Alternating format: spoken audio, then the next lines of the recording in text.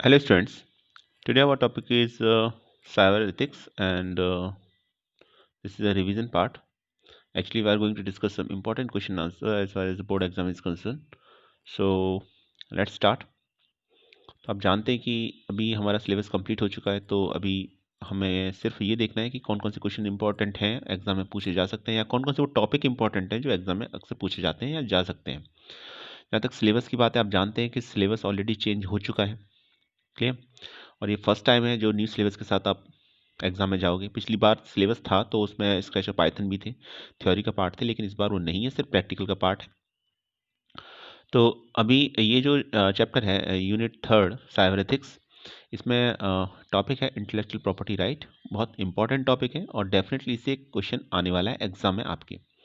तो जहाँ तक मेरा ओपिनियन है तो क्वेश्चन यहाँ पर सिंपली बनेगा। देखिए थ्योरेटिकल पोर्शन है तो कुछ इसके अंदर एप्लीकेशन बेस्ड क्वेश्चन आने के चांसेस तो नहीं है, ऑलमोस्ट नेग्लिजिबल है। आ नहीं सकता ऐसा नहीं है, लेकिन नहीं आएगा जहाँ तक मुझे लगता है। तो अभी इसमें क्वेश्चन यही बनता है कि एक तो डायरेक्ट आपसे पूछ लिया इंटेलेक्चुअल प्रॉपर्टी राइट से आप क्या समझते हैं, what do you understand by the term intellectual property right, explain. तो ये आ सकता है। दूसरा ये आ सकता है कि डायरेक्ट आपसे ये पूछ लिया जाए differentiate between patent and copyright, तो पेटेंट और कॉपीराइट में डिफरेंस पूछा जा सकता है। तो ये टू बहुत इंपॉर्टेंट टॉपिक्स हैं। तो अभी हम इस टॉपिक्स के बारे में आज डिस्कस करेंगे, देखेंगे इस क्वेश्चन को, और अगर टाइम रहा तो नेटिक्वेट्स के बारे में भी देखेंगे, वो भी एक इम्पॉर्टेंट क्वेश्चन है। नेटिक्वेट पूछा जा चुका है। आपने ये देखा होगा कि जो सीबीएसई का सैम्पल पेपर था उसमें नेटिक्वेट का एक क्वेश्चन था, प्री बोर्ड एग्जामिनेशन में पूछा जा चुका है, और मुझे पूरी उम्मीद है कि शायद एग्जाम में भी वो आएगा। इसकी वजह ये है क्योंकि अगर आप सिलेबस को देखेंगे तो सिलेबस इस समय काफ़ी रिड्यूस हो चुका है और बहुत ही लिमिटेड टॉपिक्स हैं। और मार्क्स का पहले अभी 40 मार्क्स का आता था या 30 मार्क्स का आता था पहले पेपर, अभी ये 50 मार्क्स का हो चुका है क्वेश्चन पेपर। तो सिलेबस रिड्यूस हो चुका है, मार्क्स बढ़ चुके हैं उसमें, तो ऑब्वियसली अब जो चांसेस बनते हैं वो यही बनते हैं कि एग्जाम में जो भी टॉपिक्स हैं, जो खासतौर से जितने भी इंपॉर्टेंट टॉपिक हैं वो तो एटलीस्ट पूछे ही जाएंगे उसमें। तो ऐसा ही एक टॉपिक है इंटेलेक्चुअल प्रॉपर्टी राइट, तो ऐसी पॉसिबिलिटी है नहीं कि इससे कोई क्वेश्चन नहीं आएगा। और अगर कुछ एप्लीकेशन बेस्ड क्वेश्चन आता भी है, क्लियर, तो अगर आपको टर्मोलॉजी अच्छी तरीके से पता है, कॉन्सेप्ट पता है आपको, तो मुझे पूरी उम्मीद है कि आप उस क्वेश्चन को अटेम्प्ट कर लोगे। वो भी हम डिस्कस करेंगे। तो पहले स्टार्ट करते हैं इंटेलेक्चुअल प्रॉपर्टी से कि इंटेलेक्चुअल प्रॉपर्टी क्या है। तो definition, it is a property created by the application of the human mind. अब ये सिंपल सी डेफिनेशन है। तो ऐसी प्रॉपर्टी जो ह्यूमन माइंड की एप्लीकेशन से क्रिएट की जाती है वो इंटेलेक्चुअल प्रॉपर्टी कहलाती है। ठीक है। प्रॉपर्टी तो आपकी एक आपका घर भी आपकी एक प्रॉपर्टी है। ठीक ठीक है। आपके पास आपका कोई व्हीकल है, वो भी आपकी एक प्रॉपर्टी है, लेकिन वो इंटेलेक्चुअल प्रॉपर्टी नहीं है। तो वो प्रॉपर्टी जो ह्यूमन माइंड के एप्लीकेशन से क्रिएट की जाती है, the property that is created by the application of the human mind is called the intellectual property. तो एग्जाम्पल जैसे जैसे एक ऑथर है, उसने एक बुक लिखी, तो क्या किस में कंसीडर होगा, वो इंटेलेक्चुअल प्रॉपर्टी में कंसीडर होगा। क्लियर है। और ऐसे ही किसी ने एक पेंटिंग बनाई बहुत अच्छी, मान लीजिए, अच्छी हो बुरी हो वो एक डजेंट मैटर, लेकिन एक पेंटिंग है, तो वो भी किस में आएगी, एक इंटेलेक्चुअल प्रॉपर्टी में आएगी। ठीक है। और ऐसे ही किसी ने म्यूजिक कंपोज किया, तो वो भी किस में आएगा, इंटेलेक्चुअल प्रॉपर्टी में आएगा, क्योंकि वो भी एक ह्यूमन माइंड की एप्लीकेशन है जो क्रिएट की गई है। तो इस तरीके से जितनी भी, या किसी ने कोई इन्वेंशन किया, जैसे मान लीजिए अभी ये कोरोना की वैक्सीन है मान लीजिए, तो कोविडशील्ड को वैक्सीन है, ठीक है, तो ये भी किस में आएंगी, ये भी इंटेलेक्चुअल प्रॉपर्टी में आएंगी। क्लियर है। तो कोई इन्वेंशन होता है या कोई आर्टिस्टिक वर्क होता है, ड्राइंग होता है, पेंटिंग होता है, म्यूजिक कंपोज करना हो गया, या किसी बुक को लिखना हो गया, ये सभी इंटेलेक्चुअल प्रॉपर्टी में आती हैं। जहाँ तो वो सभी property that are created by the application of human mind is called the intellectual property. Clear हो गया होगा आपको आई थिंक। तो अभी एग्जाम में लिख दोगे। तो एक तो ये हुआ इंटेलेक्चुअल प्रॉपर्टी क्या है। अब इंटेलेक्चुअल प्रॉपर्टी के राइट्स क्या क्या हैं, उनको किस तरीके से हम प्रिजर्व कर सकते हैं, तो वो इंटेलेक्चुअल प्रॉपर्टी राइट में आएगा। तो पहले तो इंटेलेक्चुअल प्रॉपर्टी की बात कर लें, आई थिंक ये तो डेफिनेशन क्लियर हो गई होगी। सेकंड देखते हैं, intellectual property is a term referring to a number of distinct type of creation of the mind of for which the property rights are recognised in the corresponding field of law. तो ये detailed definition है, ये short में definition है, इसको तो जरूर याद कर लीजिएगा, इसमें याद करने में कुछ है भी नहीं। ठीक है। अब इसमें क्या क्या आता है, इसमें टेक्सटाइल्स आते हैं, कॉस्मेटिक्स आते हैं, फार्मास्यूटिकल्स आते हैं, मशीनरी आती है, बुक्स आते हैं, ये सब इसमें इंटेलेक्चुअल प्रॉपर्टी राइट के थ्रू प्रोटेक्टेड किए जाते हैं। क्लियर। तो ये जितने भी textiles, cosmetic, pharmaceuticals, machinery, books etcetera, जितने भी ये सब होते हैं, ये सब इंटेलेक्चुअल प्रॉपर्टी में आते हैं।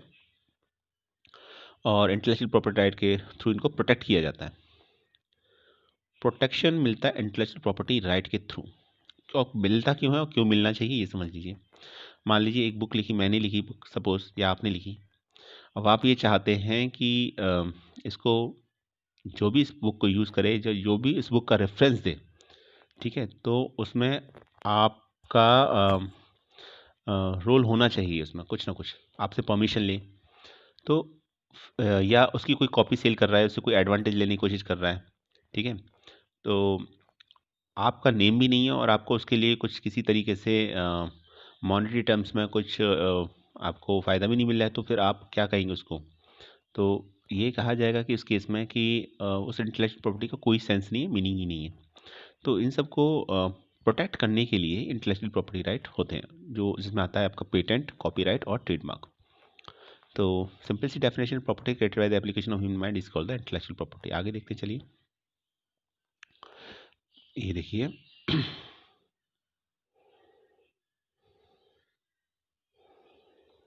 What is intellectual property. पहले इंटेलेक्चुअल प्रॉपर्टी को डिटेल में डिस्कस कर लेते हैं। सो डेफिनेशन और थोड़ा सा एग्जैक्ट होते हैं। तो intellectual property refers to the creation of the mind, invention, literacy, artistic words, symbols, names, image, design use in commerce. तो क्रिएशन ऑफ द माइंड जो होते हैं वो सभी इंटेलेक्चुअल प्रॉपर्टी में आते हैं।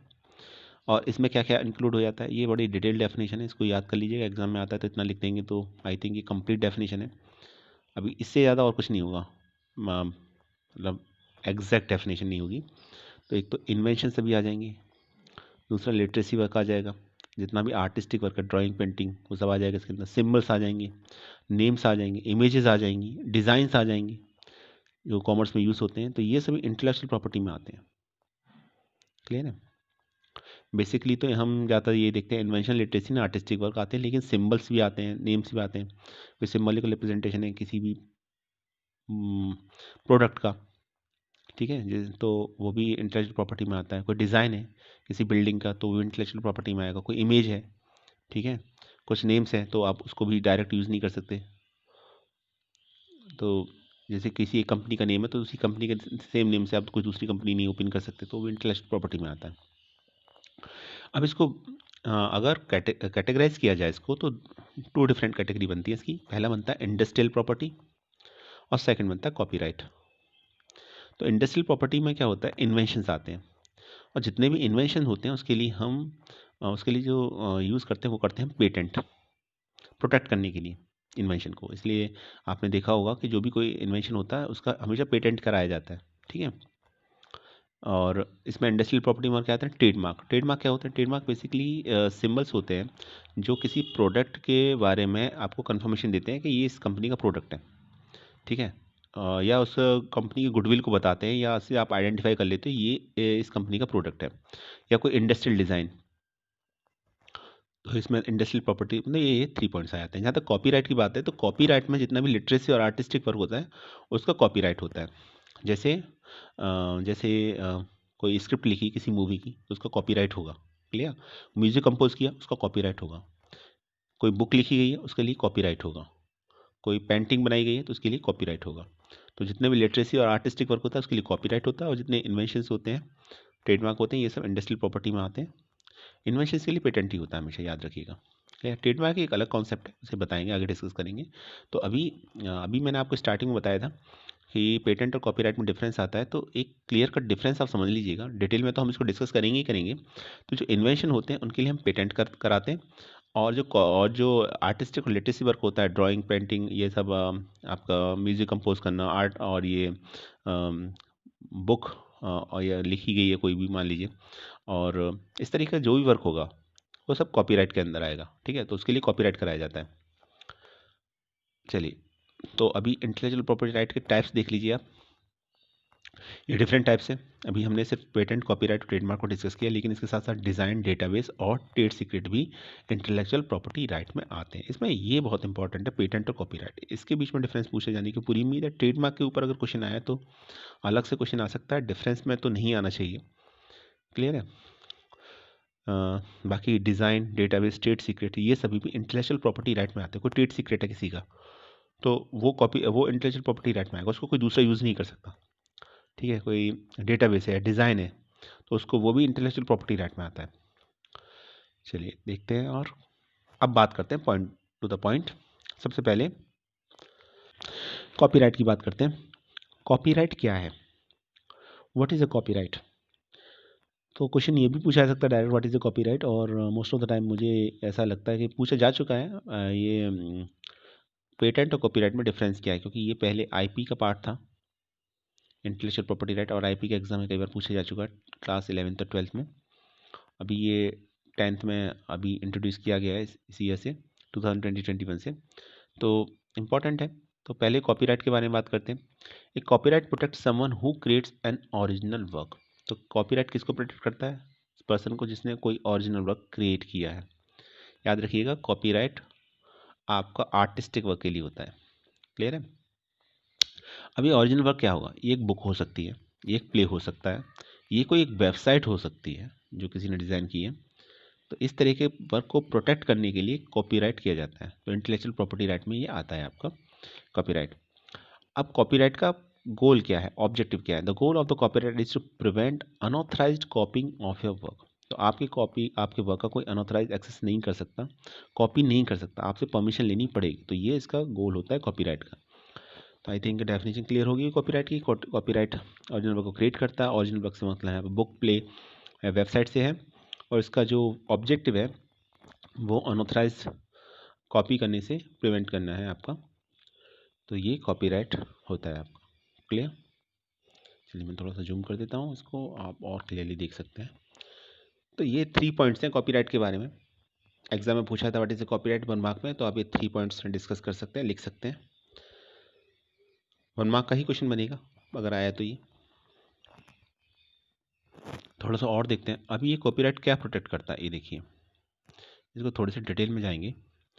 तो कॉपीराइट प्रोटेक्ट करता है literacy, dramatic, musical, artistic, architectural. कोई बुक है लिटरेसी से, लिटरेसी तो इसमें आ जाएगा आपका कॉपीराइट में। ठीक है, बुक लिखी है तो उसके लिए कॉपीराइट कराना पड़ेगा। कोई प्ले है तो कॉपीराइट कराना पड़ेगा। कोई म्यूजिक कंपोज किया है तो कॉपीराइट कराना पड़ेगा प्रिवेंट करने के लिए इसको। आर्टिस्टिक वर्क है, कोई पेंटिंग है तो कॉपीराइट कराना पड़ेगा। कोई बिल्डिंग का आपके पास डिज़ाइन है तो उसको अभी आपको कॉपीराइट कराना पड़ेगा। तो ये कॉपीराइट इन सभी को प्रोटेक्ट करता है। ठीक है, किसी का भी ओरिजिनल वर्क है इस फील्ड में, सभी में, तो उसको प्रिवेंट करने के लिए कॉपीराइट कराना पड़ेगा। तो ये 5 फील्ड्स हैं, इसको भी याद कर लीजिएगा, और एग्जाम में आता है तो ये भी जिस स्लाइड का कंटेंट है इसे आप लिख सकते हैं। सिंपल है, copyright protects literacy, dramatic, musical, artistic and architectural. इन काम को प्रोटेक्ट करने के लिए कॉपीराइट किया जाता है। देखिए अब यहाँ पर एक एग्जाम्पल दे रखा है। When a copyright owner gives permission to a particular party to use the copyrighted work for a specific reason। तो यहाँ एक छोटी बच्ची है और ये देखिए क्या कह रही है, you can use my song called oh, ये इसका कोई सॉन्ग है। ठीक है, अब इसके पास इस सॉन्ग का कॉपीराइट है। अब ये पर्सन या ये लड़का इसको यूज़ करना चाहता है तो इससे परमिशन लेनी पड़ेगी इसको, क्योंकि इसका कॉपीराइट है सॉन्ग का इसके पास।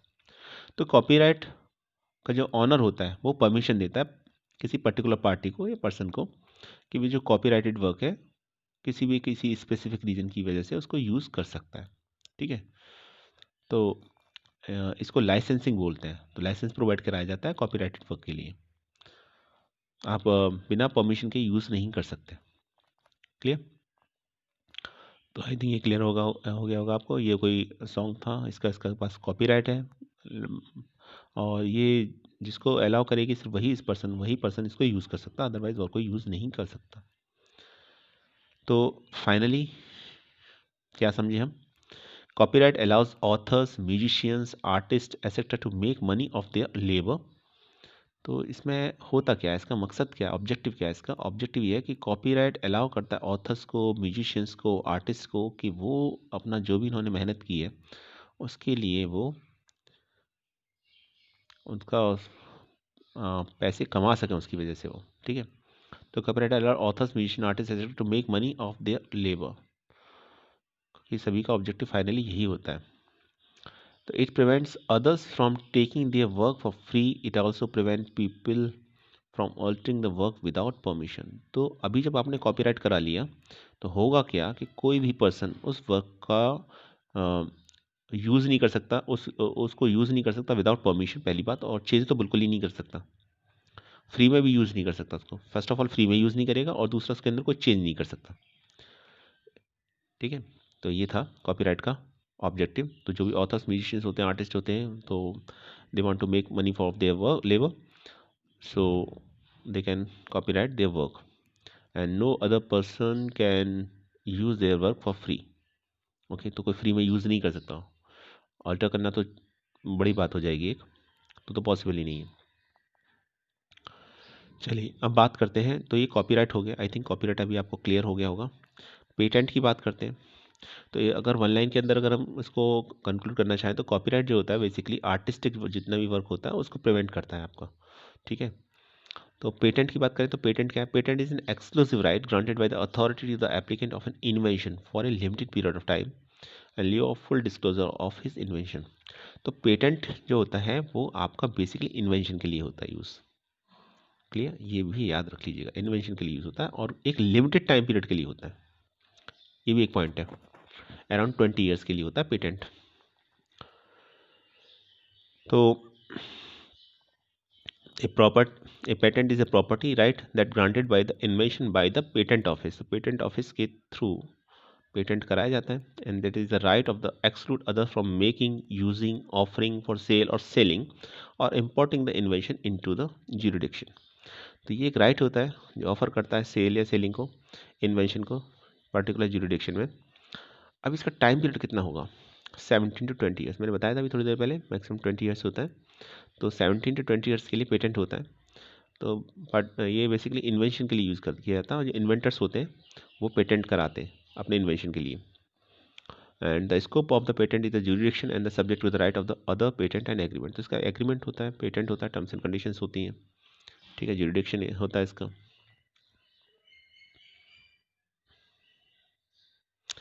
और सबसे इंपॉर्टेंट बात है, once issued patentee must enforce the right. एक बार ये इशू हो गया है तो पेटेंटी जो होगा राइट्स को इन्फोर्स कर सकता है। तो ये था पेटेंट के बारे में। अब ट्रेडमार्क की बात और करते हैं, एक पॉइंट ट्रेडमार्क को डिस्कस कर लेते हैं। आई थिंक ये, वेट अ सेकेंड, ये डायग्राम से कुछ क्लियर हो गया होगा आपको। Trademark is a distinctive sign which identifies the goods and the services of one company from those of another. तो ये क्या करता है ट्रेडमार्क? ये एक साइन होता है, ट्रेडमार्क बेसिकली डिस्टिंक्टिव साइन होता है जो किसी और के पास नहीं होता। ठीक है, और ये प्रोडक्ट को दूसरे प्रोडक्ट से अलग दिखाने दिखाने के लिए होता है बेसिकली। जो गुड्स और सर्विसेज को हम कह सकते हैं कि आइडेंटिफाइड करता है किसी कंपनी के दूसरी कंपनी से। जैसे कोको कोला का है, नाइक का है, तो इसका ये साइन है, सिंबल है। ठीक है, इसी तरह से कोको कोला का है। तो ये जो सिंबल होता है ये अलग प्रोडक्ट को, देखिए कोल्ड ड्रिंक के फील्ड में अगर हम बात करें तो डिफरेंट टाइप्स की कोल्ड ड्रिंक्स होती हैं। तो आप ये ज़रूरी नहीं है कि उसको आप रीड करके ही पहचाने। तो एक सिंबल होता है, सिंबल से हम डायरेक्टली आसानी से पहचान लेते हैं कि हाँ ये कोको कोला का ही प्रोडक्ट है। तो ट्रेडमार्क बेसिकली हेल्प करता है कस्टमर्स को या कंज्यूमर्स को कि जो प्रोडक्ट है उसको आइडेंटिफाई, प्रोडक्ट या सर्विस उसको आइडेंटिफाई कर सकें, क्योंकि वो प्रोडक्ट या सर्विस की बेसिकली रेपुटेशन एंड क्वालिटी को रिप्रेजेंट करता है ट्रेडमार्क। तो इसलिए ट्रेडमार्क होता है। तो सभी जितने भी प्रोडक्ट होते हैं उनका अपने एक ट्रेडमार्क होता है। तो आप देख भी सकते हैं, trademark helps consumer to identify and choose between product and services based on their reputation and quality. तो कंज्यूमर को हेल्प करता है प्रोडक्ट को सेलेक्ट करने के लिए। तो अभी ये देखते हैं what is a trademark for. Trademark किस लिए यूज़ होता है? ट्रेडमार्क यूज़ होता है, trademark identifies a company to the customer. Trademark customer को कंपनी आइडेंटिफाई कराता है, आपका customer know that trademark, customer trademark को जानता है और उसी ट्रेडमार्क के व्यापार वो प्रोडक्ट को आइडेंटिफाई कर पाता है। क्लियर है? And you have learn to the trust that company makes a good product. You have learn to trust that that company makes good product. तो इसमें ये ट्रस्ट होता है कि ये जो ट्रेडमार्क है ये इस कंपनी ने बनाया है और एक अच्छा प्रोडक्ट होगा, इसलिए ट्रेडमार्क बनाया जाता है। तो चलिए ट्रेडमार्क के बारे में हो गया। ट्रेडमार्क के बारे में 1 मार्क का क्वेश्चन ही आएगा, तो ये जो अभी पॉइंट्स डिस्कस किए यही सफिशिएंट है, आप इन्हीं को लिख दीजिएगा, एग्जाम में आता है तो। अब कॉपीराइट और ट्रेडमार्क के बीच में थोड़ा सा डिफरेंस की बात कर लेते हैं। डिफरेंस हम तीनों के बीच में डिस्कस कर लेते हैं। उम्मीद है कि कॉपीराइट और पेटेंट के बीच में डिफरेंस आएगा, लेकिन ट्रेडमार्क को भी लेके चलिएगा आप। अगर 1 लाइन में कहें तो ये क्या प्रोटेक्ट करते हैं? कॉपीराइट प्रोटेक्ट करता है एक्सप्रेशन, नॉट आइडियाज़। पेटेंट क्या प्रोटेक्ट करेगा? Protect ideas that have been reduced to practice. Clear? Trademark protect goodwill associated with mark. ठीक है, तो कंपनी के गुडविल को प्रोटेक्ट करता है। अब टाइम की बात आती है, तो अभी हमने पेटेंट के बारे में तो टाइम डिस्कस किया था, 20 ईयर्स होता है। ठीक है, कॉपीराइट का कितना होता है? Life of the author plus 70 years, तो अराउंड 170 ईयर्स के लिए कॉपीराइट होता है। और ट्रेडमार्क का जो होता है कोई फिक्स टाइम नहीं होता, इनडेफिनेट टाइम होता है, लेकिन ये 10 ईयर्स के इंक्रीमेंट पे होता है आपका ट्रेडमार्क का। आफ्टर 10 ईयर्स के बाद आपको इंक्रीमेंट कराना पड़ता है इसको आगे। तो ये पॉइंट्स है इसका। क्लियर है? तो ये 2 इंपॉर्टेंट पॉइंट्स से कॉपीराइट प्रोटेक्ट करता है एक्सप्रेशन को, पेटेंट आइडियाज़ को, और ट्रेडमार्क गुडविल को। एक्सप्रेशन, कॉपीराइट, आइडियाज़, पेटेंट और गुडविल, ट्रेडमार्क। टाइम भी याद रखिएगा तीनों का, ये 2 बहुत बड़े इंपॉर्टेंट पॉइंट हैं। थोड़ा और डिटेल में पढ़ते हैं। Trademark who it serves, trademark serve करता है ब्रांड को। क्लियर? ब्रांड को रिकॉग्नाइज करने में हेल्प करता है ट्रेडमार्क। कॉपीराइट ऑथर्स को, पेटेंट इन्वेंटर्स को। पर्पस क्या होता है ट्रेडमार्क का? डिस्टिंग्विश प्रोडक्ट और सर्विसेज फ्रॉम कम्पिटिटर्स, प्रोडक्ट को पहचानने में हेल्प करता है। Copyright protect original creative and और इंटेलेक्चुअल वर्क को प्रोटेक्ट करता है। पेटेंट क्या करता है? Grant exclusive right to exploit an invention, ये एक्सक्लूसिव राइट देता है जो भी इन्वेंशन किया है उसे एक्सप्लॉइट करने के लिए, जैसे किस लेवल तक जाके आप यूज़ कर सकते हैं, कहाँ का यूज़ कर सकते हैं, तो ये परमिशन देता है पेटेंट आपका। एग्जाम्पल क्या है ट्रेडमार्क की? Words, logos, slogans, colours. Copyright के? Music, art, photography. पेटेंट के? मेडिकल डिवाइसेस, टेक्नोलॉजीज, ये सब इसमें आता है पेटेंट में, इन सबका पेटेंट कराना होता है। टाइम की जहाँ तक बात करें तो अभी टाइम तो हम डिस्कस किया ही था, 20 ईयर्स होता है पेटेंट का मैक्सिमम। देखिए पहले 20 था, फिर 17 टू 20 था, 15 टू 20 दे रखा है, तो आप अराउंड 20 ईयर्स मान के चलिएगा, एग्जाम में आता तो 20 ईयर्स लिखिएगा। ठीक है, कॉपीराइट का टाइम होता है, अभी बताया था मैंने, मैक्सिमम 170 ईयर्स, क्योंकि क्या लिखा था उसमें 70 years plus life of the author, तो मैक्सिमम कितनी होती है लाइफ किसी की? 100 ईयर्स मान लीजिए। ठीक है, मिनिमम क्या होगा? 0, तो इसलिए 70 टू 170 ईयर दे रखा है। और ट्रेडमार्क का क्या होगा? ट्रेडमार्क का इंडेफिनिट है, क्योंकि आफ्टर 10 ईयर्स आपको इंक्रीमेंट कराना पड़ता है इसका, ये लिखा भी होता है यहाँ पर 10 ईयर्स इंक्रीमेंट्स। तो ये पॉइंट्स थे कुछ, अभी एग्ज़ाम में आता है ना, तो आपको ये इसी तरीके से लिखना है, ये याद रखिएगा। जैसे मान लीजिए ये आता है क्वेश्चन एग्ज़ाम में कि कॉपीराइट और पेटेंट में क्या डिफरेंस है, तो ये आपको टेबल बनानी है इतनी, और इसी तरीके हेडिंग के साथ आपको लिखना है। 4 पॉइंट्स लिखने हैं, 1 2 3 4। 4 पॉइंट्स में क्या क्या लिखना है? Who it serves, purpose, example और टाइम लिमिट। अब ये 4 पॉइंट्स होंगे। अब ये कितने मार्क्स में क्वेश्चन आ सकता है? 2 मार्क्स में आ सकता है, 3 मार्क्स में आ सकता है, इतने मार्क्स में क्वेश्चन आएगा, 2 to 3 मार्क्स। तो 2 to 3 मार्क्स के लिए ये याद रखिएगा कि आपको एटलीस्ट 4 पॉइंट्स तो लिखने ही होंगे। ठीक है, एग्जाम्पल को जनरली पॉइंट कंसीडर नहीं किया जाता है। तो ये इन सभी को आप यहाँ इसको मिला के, एग्जाम्पल को मिला के 4 पॉइंट्स हो रहे हैं, तो ये आप लिख दीजिएगा एग्जाम में। तो कॉपीराइट और पेटेंट के बीच में होगा। ट्रेडमार्क और कॉपीराइट या ट्रेडमार्क और पेटेंट के बीच में डिफरेंस आने की पॉसिबिलिटीज़ नहीं है। तो ट्रेडमार्क अलग से पूछा जा सकता है, ये है।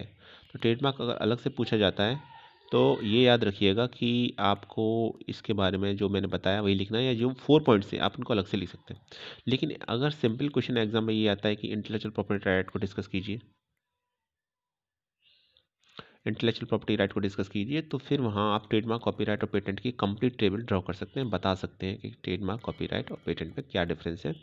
तो ये क्लियर कट आइडिया होगा और टू द पॉइंट है ये, तो मुझे पूरी उम्मीद है कि मार्क्स का डिडक्शन नहीं होगा किसी भी कॉस्ट पर आपके, और फुल मार्क्स मिल जाएंगे आपको एग्जाम में। तो एक इम्पॉर्टेंट टॉपिक है। क्लियर?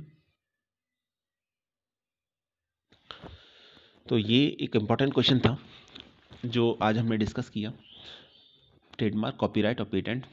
शॉर्ट में अगर आपको याद करना है तो याद रखिए, कॉपीराइट होता है आपका आर्टिस्टिक वर्क के लिए, पेटेंट इन्वेंशन के लिए, और ट्रेडमार्क होता है ब्रांड को प्रोटेक्ट करने के लिए। एक माइंड में ये बात हमेशा याद रखिएगा, क्लियर है। बाकी तो आपको लिखना तो जो है वो लिखना ही पड़ेगा, तो लिखने से वही नंबर मिलेंगे, मार्क्स मिलेंगे आपको। चलिए एक और छोटा सा टॉपिक डिस्कस करते हैं। ये क्वेश्चन कंप्लीट हो गया। ये याद रखिएगा, डेफिनेटली एग्जाम में पूछे जाने वाला है आपका इंटेलेक्चुअल प्रॉपर्टी राइट से रिलेटेड क्वेश्चन यहाँ पे यही बनता है कि इंटेलेक्चुअल प्रॉपर्टी क्या है, इंटेलेक्चुअल प्रॉपर्टी राइट क्या है, इंटेलेक्चुअल प्रॉपर्टी राइट्स की कैटेगरीज क्या क्या है, और या फिर क्वेश्चन ये बनेगा कि पेटेंट और कॉपीराइट के बीच में डिफरेंस बताइए। ट्रेडमार्क के बारे में 1 मार्क में क्वेश्चन आ सकता है, तो ये पॉसिबिलिटीज़ हैं। हाँ ये है, ये ज़रूर है कि इसमें से क्वेश्चन आना है डेफिनेटली एग्जाम में, इसमें कोई इफ एंड बट नहीं है, क्लियर है। जहाँ तक एप्लीकेशन बेस्ड क्वेश्चन की बात बनती है तो उसमें एक क्वेश्चन दे दिया हो गया, कुछ क्वेश्चन दे दिया जाएगा कि जैसे मान लीजिए क्वेश्चन आया कि मिस्टर संजय एक ऑथर है और उन्होंने कोई बुक लिखी है कंप्यूटर साइंस के ऊपर, ठीक है, और वो नहीं चाहते कि उनके वर्क को यूज़ किया जाए किसी भी इंस्टीट्यूट के ज़रिए, तो उसे प्रोटेक्ट कराना चाहते हैं, तो वो फिर किस तरीके से उसको प्रोटेक्ट कर सकते हैं, इस तरह का क्वेश्चन आ सकता है, ठीक है। तो आपको इसमें ये देखना है कि चूँकि वो एक ऑथर है और ये इनका इंटेलेक्चुअल वर्क है, बुक लिखना है, ठीक है, इंटेलेक्चुअल वर्क में आता है आपका, तो उसको प्रोटेक्ट कराना चाहते हैं तो इंटेलेक्चुअल प्रॉपर्टी राइट की हेल्प से ही कर सकते हैं। इंटेलेक्चुअल प्रॉपर्टी राइट में बुक के लिए क्या होता है, कॉपीराइट, तो वो कॉपीराइट कर सकते हैं। तो आपको आंसर लिखना है, in that case copyright is the correct answer, तो कॉपीराइट आपको आंसर लिखना है। फिर उसमें ये भी कहा जाएगा कि इसको कब तक यूज़ कर सकते हैं, कुछ इस तरह का क्वेश्चन आया जाएगा। तो आप ये उसमें टाइम लिमिट आपको पता ही कि कॉपीराइट के जो टाइम लिमिट होता है 70 to 170 ईयर्स होता है, तो आप वहाँ मेंशन कर सकते हैं। तो इस तरह का क्वेश्चन भी आ सकता है। ऐसे ही पेटेंट से रिलेटेड कोई क्वेश्चन आ सकता है, क्लियर है, या ट्रेडमार्क से रिलेटेड आ सकता है।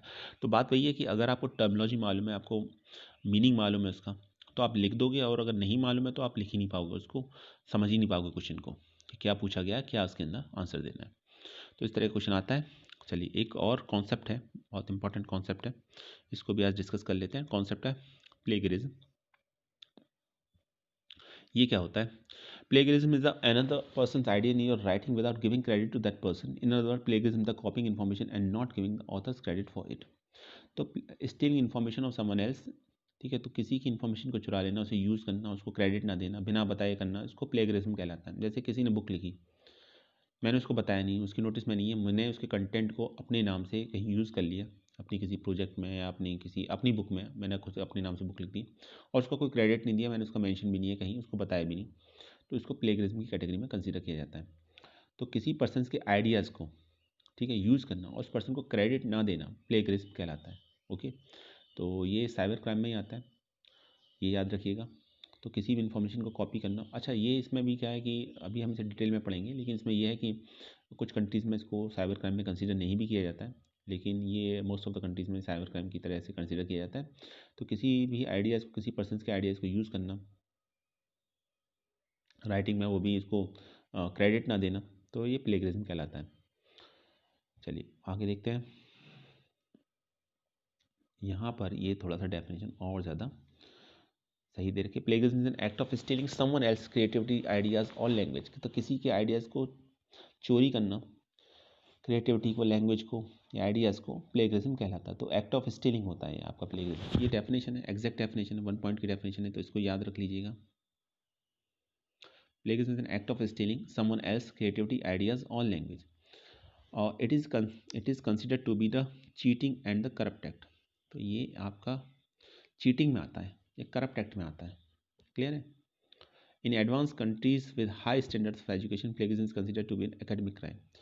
तो जो एडवांस कंट्रीज़ हैं जहाँ स्टैंडर्ड काफ़ी हाई हैं एजुकेशन के, वहाँ प्लेगरिज्म को एकेडमिक क्राइम माना जाता है। तो एक तरीका ये एकेडमिक क्राइम है, ये वर्ड याद रख लीजिए, एकेडमिक क्राइम है ये। लेकिन कुछ कंट्रीज़ ऐसे हैं तो वहाँ ये, जैसे कम्बोडिया है आपका, वहाँ ये साइबर क्राइम में नहीं आता है, एकेडमिक क्राइम में नहीं आएगा, क्लियर। तो ये प्लेगरिज्म के बारे में था। अब 2 टाइप्स के होते हैं प्लेगरिज्म में, एक तो होता है डेलिब्रेट और एक होता है एक्सीडेंटल। एक्सीडेंटल का मतलब होता है हमें उसका आइडिया नहीं था और जाने अनजाने में हमने उसको यूज़ कर लिया, तो और डेलिबरेटली का मतलब इंटेंशनली हमने इसको यूज़ किया है, तो वो डेलिबरेट प्लेगरिज्म कहलाएगा। देखिए जैसे डेलिबरेट में आएगा री राइटिंग फ्रॉम बुक्स और आर्टिकल्स, किसी पहले से कोई बुक लिखी हुई उसे हमने अपने नाम से इंटेंशनली लिखा है, तो ऑब्वियसली आपको पता है कि ये बुक किस ऑथर की है और आपने उसे अपने नाम से शो किया है, तो वो डेलिबरेट प्लेगरिज्म कहलाएगा। इसमें क्या होता है, copying and pasting from web pages and online sources to create patch work writing. तो आपने क्या काम किया, आपने दूसरे वेब पेजेस लिए, ऑनलाइन सोर्सेज लिए और अपना एक काम आपने कंप्लीट कर लिया। ठीक है, तो इसमें क्या आता है, बाइंग, डाउनलोडिंग और बोरोइंग, बोरोइंग ए पेपर। आपने ख़रीदा या डाउनलोड किया है या कोई पेपर बोरो किया है आपने और उसको यूज़ कर लिया आप अपने नाम से, तो उसको डेलिबरेट प्लेगरिज्म कहलाएगा। एक्सीडेंटल में क्या आएगा, not knowing when and how to cite, तो आपको पता ही नहीं है। Not knowing how to paraphrase और summarise, not knowing what common knowledge is, recycling old paper, किसी ओल्ड पेपर को रिसाइकल किया और आपने जाने अनजाने में आपने उसको यूज़ कर लिया है, तो वो एक्सीडेंटल प्लेगरिज्म में आएगा। आपको किस तरीके से यूज़ करना है, कहाँ यूज़ करना है आपको पता ही नहीं, बस आपने यूज़ कर लिया अनइंटेंशनली, तो वो एक्सीडेंटल प्लेगरिज्म में आएगा। तो ये पॉइंट्स हैं आज के वीडियोज़ के बारे में, उम्मीद है आपको समझ में आया होगा। तो ये भी एक इम्पॉर्टेंट टॉपिक है, एग्जाम में पूछा जा सकता है। तो आज हमने 2 कॉन्सेप्ट डिस्कस किए, इंटेलेक्चुअल प्रॉपर्टी राइट एग्जाम में आ सकता है और एक plagiarism. Thanks for watching this video.